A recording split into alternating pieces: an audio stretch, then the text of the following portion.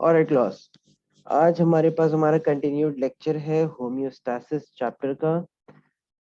अगर हम एक क्विक रिकैप करें तो प्रीवियसली हमने होम्योस्टैसिस का चैप्टर स्टार्ट किया था कल, और उसके अंदर हमने बेसिक इंट्रोडक्शन किया था कि होम्योस्टैसिस होता क्या है, होम्योस्टैसिस का काम क्या होता है और वो काम किस तरीके से करता है हमारी बॉडी के अंदर।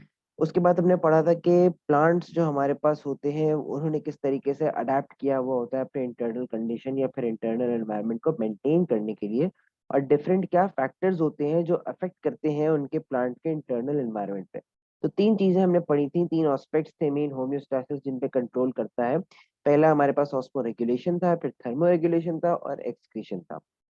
तो एक टॉपिक जो हम डिस्कस कर चुके थे वो तो एक्सक्रीशन था कि एक्सक्रीशन के अंदर हमारे पास कार्बन डाइऑक्साइड की स्टोरेज और एक्सक्रीशन कैसे होती है। एक्स्ट्रा वाटर प्लांट्स के अंदर दो प्रोसेसेस के थ्रू से हमारे पास रिमूव होता है। उसके बाद अब जो हमारे पास टॉपिक है that is osmotic adjustment in plants, या फिर हम उसको ऑस्मो रेगुलेशन भी कह सकते हैं। तो coming on osmo regulation, osmo regulation की बेसिक डेफिनेशन हमारे पास ये होती है कि वाटर कंटेंट या फिर वाटर का जो हमारे पास एक सोल्यूशन है, एक इंटरनल एनवायरनमेंट के अंदर वाटर के अंदर जितनी भी चीजें डिसॉल्व हुई हुई है वो हमारे पास एक सोल्यूशन है। तो उस सोल्यूशन की कंसंट्रेशन मेंटेन करना और वाटर के मॉलिक्यूल्स का एक जगह से दूसरी जगह पे जाना और दूसरी जगह से पहली जगह पे वापस आना, उस पूरे प्रोसेस को हम ऑस्मो रेगुलेशन कहते हैं। ऑस्मो से वाटर आ गया, रेगुलेशन से उसको रेगुलेट करना यानी उसको कंट्रोल करना कि कब वाटर बाहर जाएगा, कब वाटर इधर आएगा, कब वाटर उधर जाएगा। ये ऑस्मो रेगुलेशन के अंदर बेसिकली हमारे पास होता है। अच्छा, तो प्लांट्स और एनिमल्स दोनों के अंदर ऑस्मो रेगुलेशन हमारे पास होती है डिपेंडिंग कि वो किस एनवायरनमेंट के अंदर मौजूद है। उसी तरीके से प्लांट्स के अंदर ऑस्मो रेगुलेशन जो हमारे पास होती है उसके अंदर हम चार चीजों के बारे में बात करेंगे। हमारे पास जो प्लांट्स होते हैं वो डिफरेंट कंडीशंस के अंदर ग्रो कर जाते हैं। डिफरेंट कंडीशन से मुराद डिफरेंट वाटर की कंडीशंस और सॉल्ट की कंडीशन। ठीक है। तो क्योंकि हमारे पास ये दो बेसिक चीजें हैं जो कि काफी बड़ा रोल प्ले करती हैं किसी भी पौधे को उगाने के लिए, हम ये देखते हैं कि भाई वहां पे पानी कितना है और उस पानी के अंदर नमक तो नहीं है कहीं। तो ये हमारे पास एक बहुत बड़ा फैक्टर है। तो हमारे पास जो प्लांट्स हैं उनको हमने चार कैटेगरीज के अंदर डिवाइड किया हुआ है। वो कैटेगरीज हमें ये बताती हैं कि भाई कौन से प्लांट हैं जो कि इस टाइप के पानी के अंदर उग सकते हैं और इतनी सॉल्ट के अंदर उग जाएंगे। तो वो चार कैटेगरीज अगर हम देखें तो आपकी बुक के अंदर भी मेंशन की हुई है। एक कैटेगरी हमारे पास है हाइड्रोफाइट्स की, दूसरी हेलोफाइट्स की, तीसरी मेसोफाइट्स की और चौथी जेरोफाइट्स की। तो वन बाय वन इसको हम डिटेल में डिस्कस करेंगे कि ये होती क्या है। पहली कैटेगरी की अगर हम बात करें तो हमारे पास वो हाइड्रोफाइट्स होता है। हाइड्रोफाइट्स हमें नाम से ही पता चल रहा है, हाइड्रो का वर्ड हमारे पास वाटर के लिए इस्तेमाल होता है और फाइट्स का वर्ड हमारे पास प्लांट्स के लिए इस्तेमाल होता है। तो वाटर के प्लांट्स, हाइड्रोफाइट्स का मतलब पानी में जो पौधे उगते हैं हमारे पास, पानी के अंदर जो उगते हैं। मैं जमीन के पौधों की बात नहीं कर रहा, मैं पानी के पौधों की बात कर रहा हूँ कि वो पानी के अंदर उगते हैं हमारे पास। जैसे कि कवल का फूल हो गया हमारे पास लोटस हो गया, हमारे पास कुछ और फ्लावर जैसे होते हैं, वाटर लिली हो गया। ये प्लांट्स हमारे पास क्या होता है, ये पानी के अंदर उगते हैं। हमारे पास जो पॉन्ड वगैरह कोई होता है उसके अंदर ये उग जाते हैं हमारे। The plants which grow in fresh water, ये हमारे पास उगते हैं हमेशा फ्रेश वाटर के अंदर। जिस पानी में ये उगेंगे वो पानी फ्रेश वाटर होगा। दे लिव कंप्लीटली और partially in fresh water, so called totally और पार्शियली सबमर्ज प्लांट।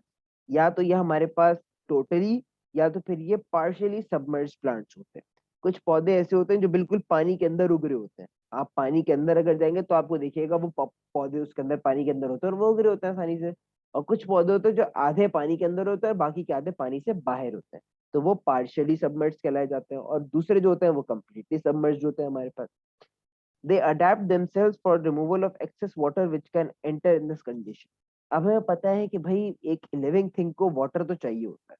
अब ऑलरेडी हमारे पास अगर हम हाइड्रोफाइट प्लांट्स की बात करें तो हाइड्रोफाइट जो प्लांट्स होते हैं वो ऑलरेडी पानी के अंदर मौजूद है। ठीक है, वो पानी के अंदर मौजूद है तो उनके पास हमारे पास पानी बहुत ज्यादा आ जाएगा। पानी हमारे पास बहुत ज्यादा आएगा तो हमारे पास एक चीज ये होगी कि भाई वो पानी बहुत ज्यादा एब्जॉर्ब करेंगे, बहुत ज्यादा पानी वो आसानी से एब्जॉर्ब कर सकते हैं।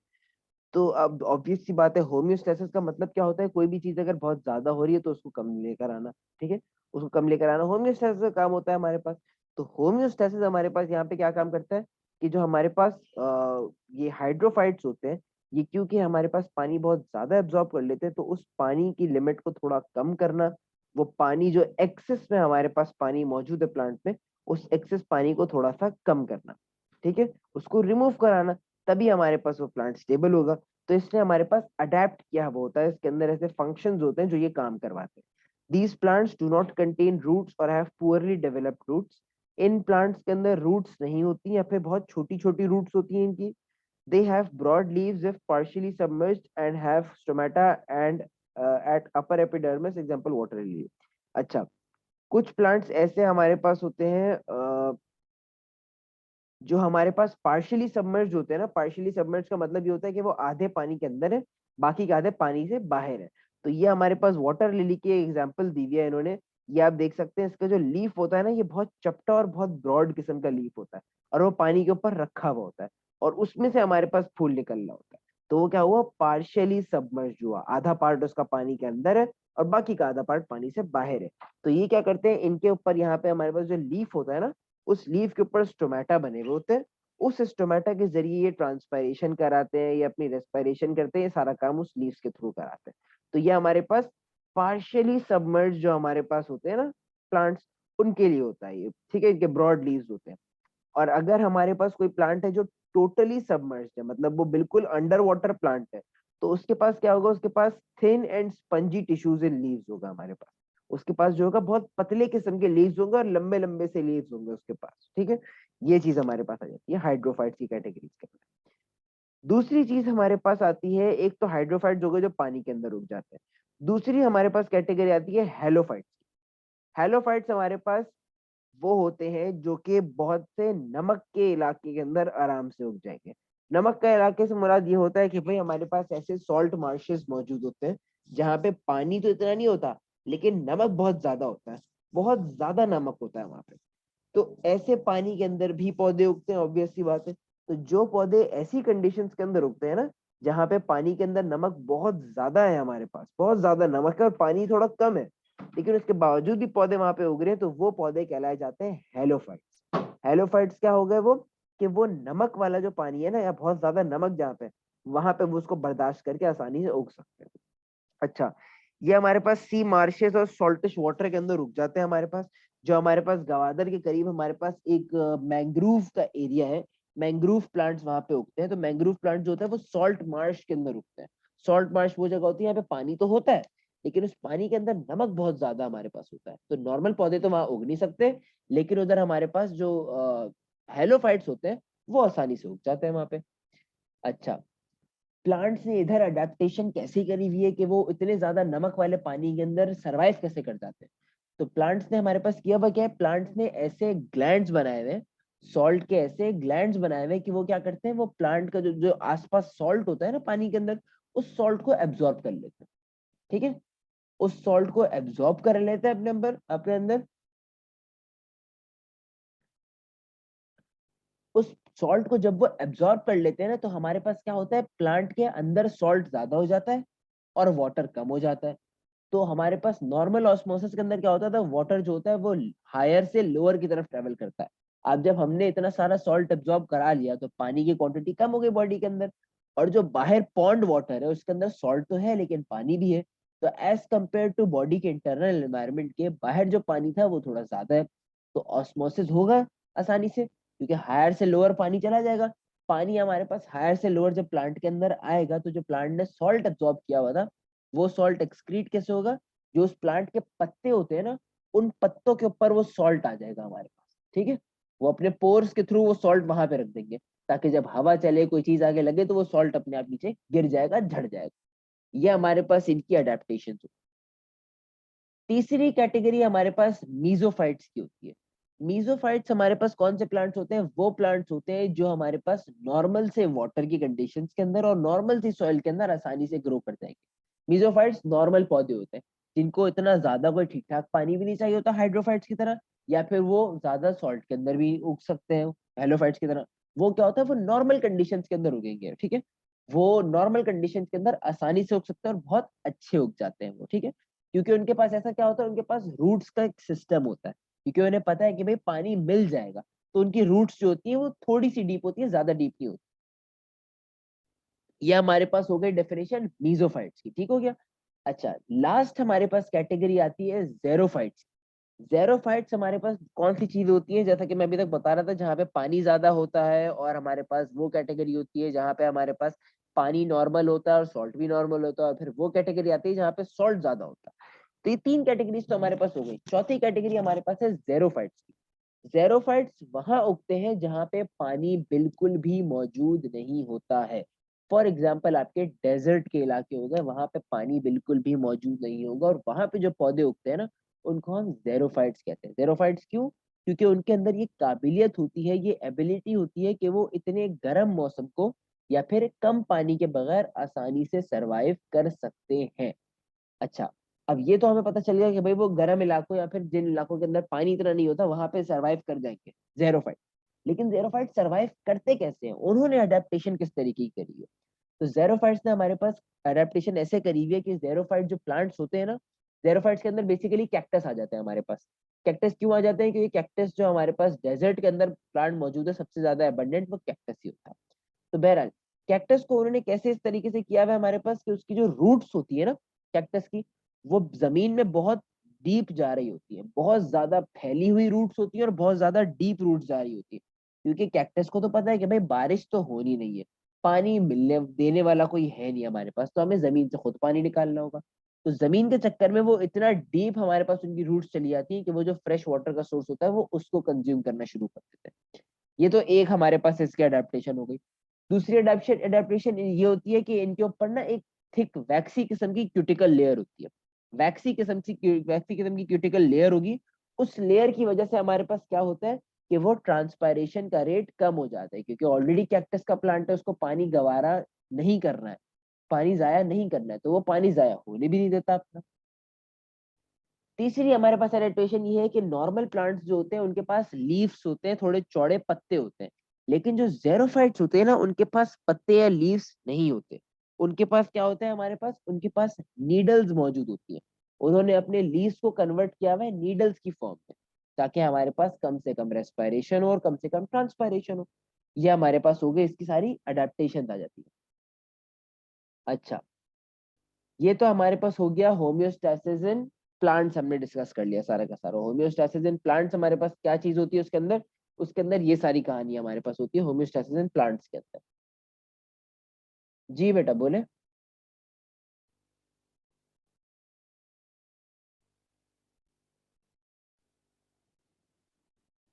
तो ये तो हमारे पास हो गया होम्योस्टैसिस इन प्लांट्स के अंदर तीन एस्पेक्ट्स हमने पढ़ लिए, ऑस्मोरेगुलेशन के, थर्मोरेगुलेशन के और एक्सक्रीशन के। तो अब हम जो डिस्कस करेंगे वो होगा होम्योस्टैसिस इन एनिमल्स के बारे में, कि हमारे पास जो जानवर मौजूद होते हैं, जो एनिमल्स हैं जिसके अंदर इंसान भी आते हैं, उनके अंदर होम्योस्टैसिस कैसे होती है और उसके कौन कौन से एस्पेक्ट्स हमारे पास होते हैं। तो like plants, animals also live in aquatic and terrestrial habitat. According to their environment, their cells require more critical balance of water and solutes. अच्छा, सबसे पहली चीज हम ऑस्मोरेगुलेशन डिस्कस करेंगे एनिमल्स के अंदर। अब एनिमल्स तो हमारे पास जरूरी नहीं है कि लैंड पे ही हो, वाटर के अंदर भी एनिमल्स हमारे पास मौजूद है। तो हर एनिमल का अपना किस्म का मैकेनिज्म होता है और अपनी किस्म की लिमिट्स होती हैं कि उसको कितनी लिमिट में कोई चीज दरकार है, ताकि उसके हिसाब से हमारे पास होम्योस्टैसिस करा जाए। जिस तरीके से प्लांट्स के अंदर रिक्वायरमेंट होती है कि भाई इतना पानी या फिर इतना हमारे पास सॉल्यूट सॉल्वेंट होना चाहिए, तो एनिमल सेल्स की भी डिफरेंट लोकेशंस के हिसाब से डिफरेंट रिक्वायरमेंट्स होती है। तो होम्योस्टैसिस को उसको मेंटेन रखना होता है। अच्छा, water continuously leaves and enters the cell with solutes to keep the water and solute in constant quantity which are required for smooth metabolic function। हमारे पास जो वाटर मॉलिक्यूल्स होते हैं वो सेल से आसानी से निकल जाते हैं, क्योंकि हमारे पास सेल वॉल एक तो नहीं होती, और वो छोटे मॉलिक्यूल्स होते हैं तो वो आसानी से निकल जाते हैं। इसलिए उनको कंट्रोल में रखना और उनको कॉन्सेंट्रेशन को मेंटेन रखना हमारे पास बहुत जरूरी चीज होती है। अच्छा, इसके बाद हमारे पास पहली चीज अगर हम देखें तो osmo regulation and aquatic environment की हम बात करते हैं, कि जो पानी के अंदर जो हमारे पास जानवर मौजूद होते हैं उनके अंदर ऑस्मो रेगुलेशन किस तरीके से कराई जाती है। तो एक्वेटिक कंडीशन जो हमारे पास होती है उसको क्लासिफाई किया हुआ on the basis of concentration of salt present है। अच्छा, एक्वेटिक की कंडीशंस के अंदर हमारे पास डिफरेंट कैटेगरीज आ जाती हैं। वो कैटेगरीज किन बेसिस के ऊपर बनाई गई हैं? वो इन बेसिस के ऊपर बनाई गई हैं कि जो पानी के अंदर हमारे पास जानवर है वो जानवर तो है, लेकिन वो जिस पानी के अंदर मौजूद है उस पानी के अंदर सॉल्ट कितना मौजूद है। अगर उस पानी के अंदर बिल्कुल भी सॉल्ट नहीं है तो वो अलग कैटेगरी होगी। अगर उस पानी के अंदर थोड़ा सा सॉल्ट है तो अलग कैटेगरी होगी, अगर उस पानी के अंदर बहुत ज्यादा सॉल्ट है, हमारे पास पानी से ज्यादा सॉल्ट है, तब समंदर हो गया जैसे, तो उसके अंदर हमारे पास डिफरेंट कैटेगरीज आ जाएंगी। ठीक है, ये चीज हमारे पास होती है ऑस्मोरेगुलेशन इन फ्रेश वाटर की बात अगर करें तो। ये तो हमारे पास हो गया एक्वेटिक एनवायरनमेंट का। अच्छा, ऑस्मोरेगुलेशन इन फ्रेश वाटर की जब हम बात करते हैं तो fresh water animals have hypertonic conditions inside their body और sales, so they always facing the problem of flooding of H2O and loss of salt। अच्छा, जो फ्रेश वाटर एनिमल्स हमारे पास होते हैं ना, फ्रेश वाटर एनिमल्स वो होते हैं जो साफ सुथरे पानी के अंदर पैदा होते हैं या फिर जो साफ सुथरे पानी के अंदर रहते हैं। ठीक है, फ्रेश वाटर हमारे पास होता है, वो उसके अंदर उस वाटर के अंदर सॉल्यूट्स इतने ज्यादा नहीं होते हमारे पास। तो इससे हमारे पास होगा क्या, अगर हमारे पास कोई ऐसा पानी का इलाका है जिसके अंदर सॉल्यूट बहुत कम है और वाटर बहुत ज्यादा है, ठीक है, और अगर हम उसके अंदर ऐसा कोई एनिमल इंट्रोड्यूस कराते हैं जिस एनिमल के पास क्या है, नॉर्मल कंडीशंस है, अब होगा क्या हमारे पास, अब उस पानी के अंदर हमारे पास पानी ज्यादा है और सॉल्ट भी, सॉल्ट हमारे पास नॉर्मल क्वांटिटी के अंदर है, तो पानी की कॉन्सेंट्रेशन ज्यादा हो गई और सॉल्ट की कॉन्सेंट्रेशन कम हो गई। लेकिन जो सेल हम डाल रहे हैं ना, उस सेल के अंदर पानी की कॉन्सेंट्रेशन तो कम है और सॉल्यूट जो हमारे पास सॉल्ट्स है ना, उनकी कॉन्सेंट्रेशन ज्यादा है। तो इससे हमारे पास होगा क्या, इससे हमारे पास बेसिक ऑस्मोसिस होना शुरू हो जाएगा। ऑस्मोसिस होता कैसे है कि हायर टू लोअर रीजन से वो ट्रेवल करता है। हायर रीजन हमारे पास होगा कि ऑस्मो रेगुलेशन फ्रेश वाटर के अंदर हायर रीजन हमारे पास ये होगा कि भाई पानी हमारे पास जो है वो कम होता है। ठीक है, तो पानी हमारे पास सेल के अंदर आ जाएगा और सॉल्ट हमारे पास बहुत ज्यादा होती है सेल के अंदर, तो वो सॉल्ट हमारे पास बाहर निकलना शुरू हो जाएगी।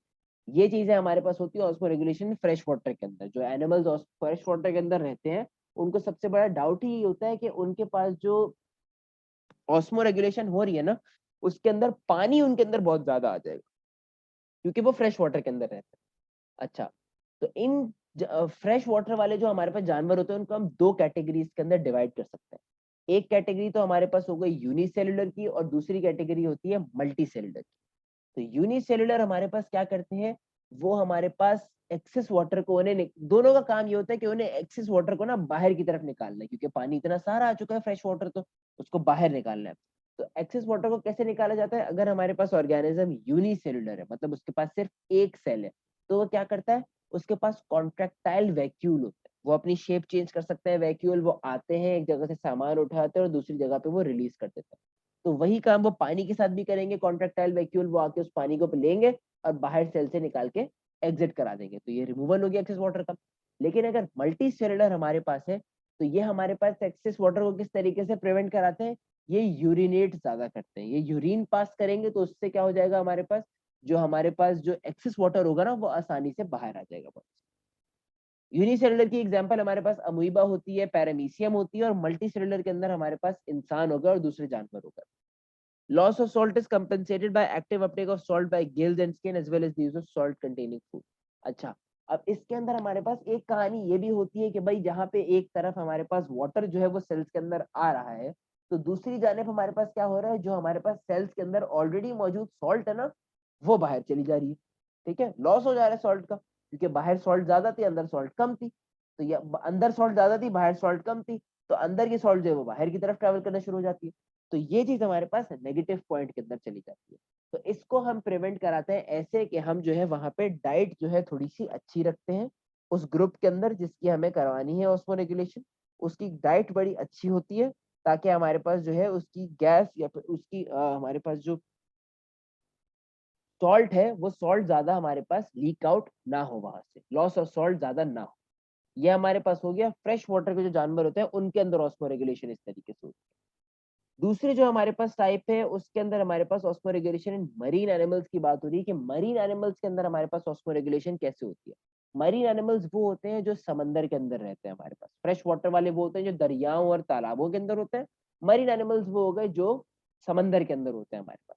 अब समंदर में तो हमें एक बात पता है कि भाई समंदर के अंदर जो जानवर होते हैं, जो पानी समंदर का होता है, वो अगर कभी आपने गलती से भी आपने अगर पी लिया हो, तो समंदर के पानी के अंदर सॉल्ट बहुत सारा होता है और वाटर थोड़ा कम होता है। ठीक है, क्योंकि खट्टा पानी होता है, खारा पानी होता है वो तो अब अगर उसके अंदर भी जानवर उग रहे हैं, जरूरी नहीं है सिर्फ फ्रेश वाटर में होगा, उसके अंदर भी जानवर जिंदा है, तो वो जानवर कैसे जिंदा रहेंगे। तो उन जानवरों के पास भी कोई ना कोई खास किस्म की अडेप्टेशन है जिससे वो उस हाई सॉल्ट को बर्दाश्त कर लेते हैं और आसानी से रह लेते हैं। उन जानवरों को हमने 3 कैटेगरी के अंदर डिवाइड किया हुआ है। एक है हमारे पास बोनी फिशेस जिनके अंदर कांटे होते हैं।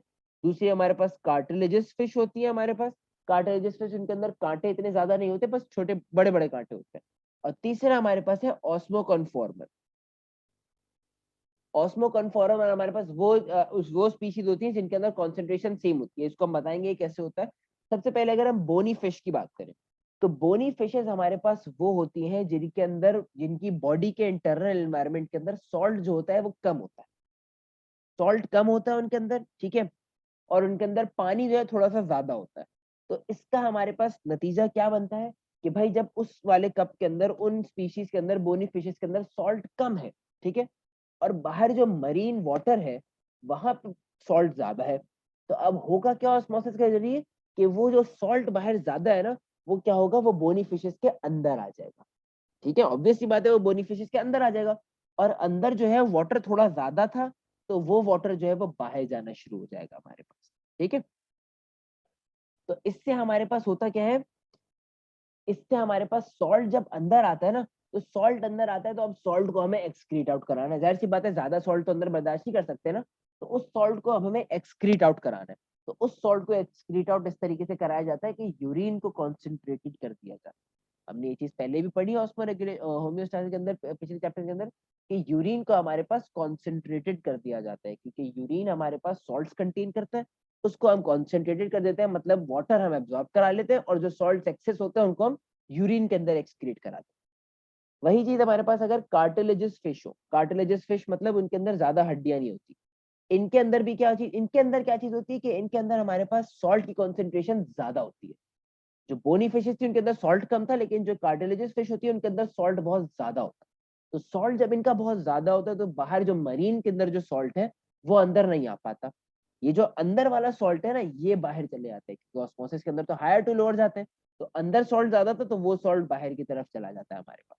तो वो जब सॉल्ट बाहर की तरफ जाता है तो वाटर अपने आप अंदर और ऐड हो जाता है, और हमारे पास आसानी से रीअब्जॉर्प्शन हो जाती है। ठीक है, ये चीज हमारे पास हो गई। ऑस्मो कन्फॉर्मर हमारे पास कौन से स्पीशीज होती है, ऑस्मो कन्फॉर्मर वो स्पीशीज होती है जिनके अंदर हमारे पास जो सॉल्ट की कॉन्सेंट्रेशन है और जो वाटर की कॉन्सेंट्रेशन है वो दोनों बराबर की होती है। ना सॉल्ट ज्यादा होता है और ना वाटर ज्यादा होता है, दोनों चीजें बराबर की होती है। तो इसका नतीजा क्या निकलता है कि जो समंदर का पानी है ना, ना वो अंदर आता है ना वो बाहर जाता है, क्योंकि कॉन्सेंट्रेशन तो सेम है, आइसोटोनिक है, कॉन्सेंट्रेशन सेम है हमारे पास। ये वो जानवर होते हैं जिनको होम्योस्टैसिस की जरूरत नहीं पड़ती इतनी ज्यादा, क्योंकि ऑलरेडी इनकी बॉडी के अंदर किस रेशो में डिवाइड हुआ है वो, कि वो इक्वल हमारे पास होते हैं। तो उनको जरूरत ही नहीं पड़ती, ना सॉल्ट हटाने की जरूरत पड़ती है, ना उन्हें पानी ज्यादा लेने की जरूरत पड़ती है, वो गुजार रहे, वो ऑस्मो कन्फॉर्मर कहते हैं। ठीक है, यहाँ पे हम करते हैं क्लास एंड। यहाँ पे किसी को कोई क्वेश्चन तो वो पूछ ले।